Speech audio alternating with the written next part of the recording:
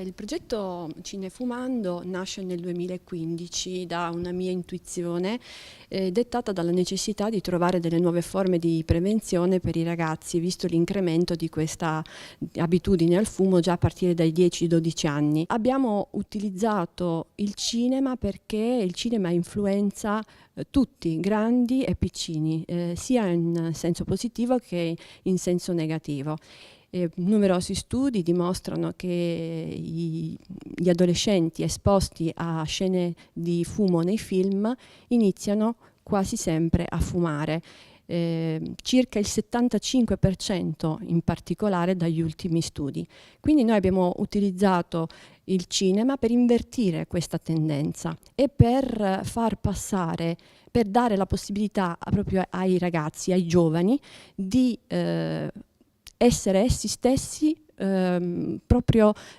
portatori di un messaggio di prevenzione nei loro pari, quella che viene definita proprio la peer education. È stata un'esperienza, spero e credo, molto bella e molto coinvolgente per i ragazzi, perché hanno potuto confrontarsi sia con associazioni che si occupano di prevenzione, cura, terapia, a livello di Università di Padova, di centri ospedalieri di eccellenza, sia con la dimensione della comunicazione, tentando di trovare uno strumento che permetta al pubblico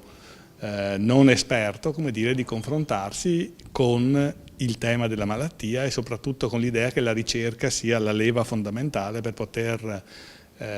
vincere la malattia, combatterla, respingerla. Hanno partecipato anche alla stesura della sceneggiatura, hanno lavorato insieme a professionisti del cinema e della fotografia, il regista Giuseppe Ferlito, alcuni tecnici audio e video, e quindi hanno pensato a uno strumento che abbia anche, attraverso il linguaggio giovanile e la vivacità del linguaggio cinematografico, una proposta da fare, che è quella di stare attenti, di combattere la diffusione del cancro, in particolare quello polmonare. Vedo tutti i giorni in ambulatorio persone con malattie fumo correlate. Questo mi ha indotto proprio a impegnarmi non solo nella pratica clinica ma anche nell'ambito della prevenzione. Ecco che così è nato il progetto Cinefumando, che è un progetto che è stato proposto negli istituti superiori in particolare, e nel liceo Alvise Cornaro ha avuto un impatto importante, perché sono riusciti a realizzare un bellissimo esempio proprio di lotta al tabagismo, perché io credo che la lotta al tabagismo sia fondamentale attuarla non solo con